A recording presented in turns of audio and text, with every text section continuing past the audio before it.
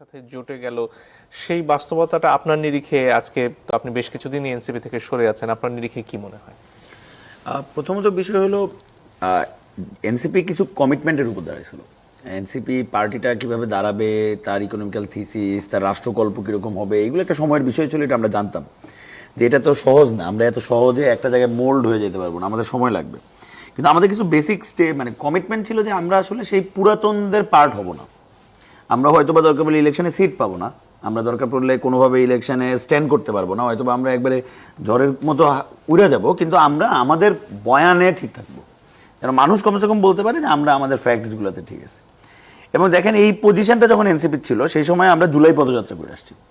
জুলাই পদযাত্রার সময় আমি দেখছি যে সারা বাংলাদেশের মানুষের কি পরিমাণ ভালোবাসা, মানে সারা বাংলাদেশের মানুষ প্রত্যেকটা জেলায় কি পরিমাণ মানুষজন শুধু আগ্রহে দেখে বসে রয়েছে যে কখন আসবে আমি তো দেখবো। এই যে মানুষের যে ভালোবাসা, মানুষের যে অ্যাপ্রিসিয়েশন, এই অ্যাপ্রিসিয়েশনের উপর তো ভরসা রাখতে হইতো। যে একটু আগে আপনি যেটা বললেন নিরাপত্তা প্রসঙ্গ বা অন্যান্য যে বিষয়, বা আমি আমার প্রথম আলাপেও যেটা করছি, আপনার তো জনগণের উপর ভরসা রাখতে হবে। আপনি জনগণের উপর ভরসা না রেখা আপনি যতবার ভাববেন যে আমি কিছু একটা করবো জনগণ আমার পিছে আসবে, এটা তো একটা ভুল রাজনীতি। আপনার তো জনগণের উপর ভরসা রাখতে হবে। জনগণ যখন আপনাকে এই ভালোবাসাটা দেখাইলো, এই ভালোবাসাটার প্রতি তো আপনার ভরসা রাখার তখন তাদের কি করা উচিত ছিল? নিশ্চয়ই তারা যে বক্তব্যগুলো দিচ্ছে সেই বক্তব্যগুলোর জন্যই তো জনগণ তার প্রতি ভালোবাসা দেখাইছে। বাংলাদেশের জনগণ এখানকার যে মনে করেন এটা আওয়ামী লীগ হোক, বিএনপি হোক কিংবা জামাত হোক, আপনি যদি লক্ষ্য করেন এরা কেউ পার্টি নামে আলাদা, হয়তো বা কিছু আদর্শিক জায়গায় আলাদা, কিন্তু রাষ্ট্র পরিচালনার ক্ষেত্রে কিন্তু তারা সবাই মোটামুটি একই রকম পার্টি। তাদের ইকোনমিক্স একই রকম, তারা অর্থনীতি চালাবে একই রকম, তারা মৌলিক অধিকারের প্রশ্নে এগুলোকে ব্যবসা হইতে দিবে, তিনও পার্টি ব্যবসা করতে দিবে, তাদের এগুলো নিয়ে কোনো প্রবলেম নেই। মানে পলিটিক্সের কেউ কিন্তু আলাদা না। জনগণ কিন্তু ভরসা করছিল এনসিপি কে এই কারণেই যে তথাকথিত এই পার্টিগুলোর বাইরে হয়ে আসা তারা এমন একটা রাষ্ট্রকল্প আনবে যে রাষ্ট্রকল্পটা হয়তো বা আরো বেশি মানবিক হবে। ভাইয়ের এই কথার সাথে আমি একমত যে জুলাইয়ের আসলে কোনো সিঙ্গেল এজেন্ডা ছিল না। আপনি জুলাইয়ের একটা কথা দিয়ে কোনোদিন আটকাতে পারবেন না, কিন্তু জুলাইয়ের একটা ড্রিম ছিল, যেটারে আমি নিজে বলি আর কি, যেটা জুলাই ড্রিম ছিল যে আমি একটা আরেকটু মোর কমফোর্টেবল প্লেসে আমি বাঁচবো, মানে আমি একটু কম চিন্তা করতে হবে আমার। মানে আমি মনে করেন আমার মনে আছে শেখ হাসিনার সময় যে শেষ ঈদ ছিল, তো ঈদের দিন আমার বাসা একদম গোরান বাজারে, তো ঈদের 2 দিন আগে থেকে আমি শুনি সেমাই নাই, পুরো বাজারে কোনো সেমাই নাই। এবার ঠিক ঈদের আগের দিন সন্ধ্যাবেলা সেমাই আসলো, 60 টাকার সেমাই হয়ে গেল 500 টাকা, কোনো জায়গায় 350 টাকা, কোনো জায়গায় 450 টাকা। এবং এরকম একটা সোসাইটিতে তো মানুষ বসবাস করতে পারে না। আপনার পরের দিন উৎসব, আপনি আপনার পরিবার নিয়ে উৎসব করবেন, সেই সময় পুরো সিন্ডিকেট নামে পড়তে হলে কত টাকা সে তুলে নিয়ে আসতে পারে। জি, নির্বাচনে একটা বড় হিসেব হচ্ছে গিয়ে আওয়ামী লীগের ভোটগুলো আসলে কোথায় যাবে। আগের হিসেব যদিও 15-17 বছর আগের হিসেব, তখনও তাদের 30-33% মতো ভোট ছিল, এবং বিএনপি জামাত পরস্পরের বিরুদ্ধে অভিযোগ করছেন যে তারা দুই দলই জামাতকে আশ্রয় দিচ্ছেন এবং তাদেরকে দলে টানার জন্য, ভোটটা তাদের বাক্সে নিয়ে আসার জন্য নানান ধরনের কৌশলের আশ্রয় নিচ্ছেন। সব মিলিয়ে এই কাজগুলো আসলে দিনের শেষে কি ফলাফল বয়ে আনবে? এখন এটা তো আসলে মনে করেন যে রাজনৈতিক ময়দানে একদম মানে 5ই আগস্টের পর থেকেই এই আলোচনাটা কিন্তু নানানভাবেই শুরু হয়ে গেছিল যে আসলে আওয়ামী লীগের তো একটা ভোটার পুল আছে, এটা খুবই সিম্পল।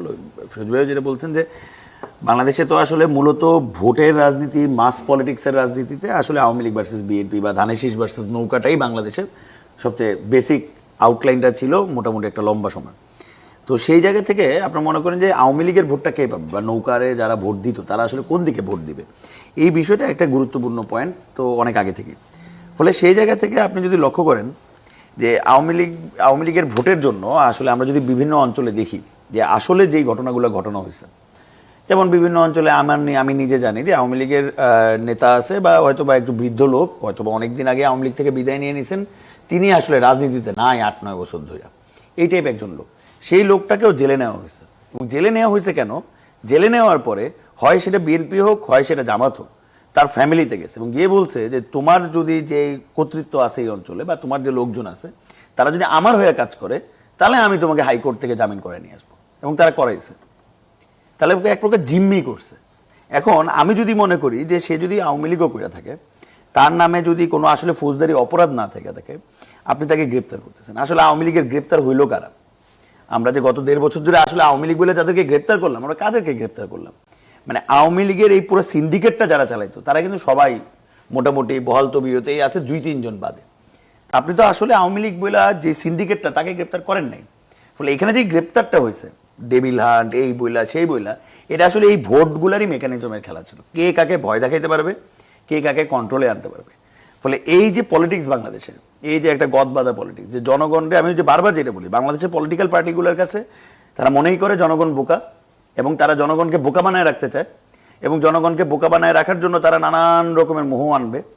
যেমন মনে করেন যে আওয়ামী লীগের আমলে ছিল জামাত শিবির, মানে এক প্রকার তটস্থের মধ্যে আমরা থাকতাম, যে কখন আমাদের জামাত শিবির বইলা ফেলায় তো আমরা তো রাস্তায় মাই খেয়ে যাবো।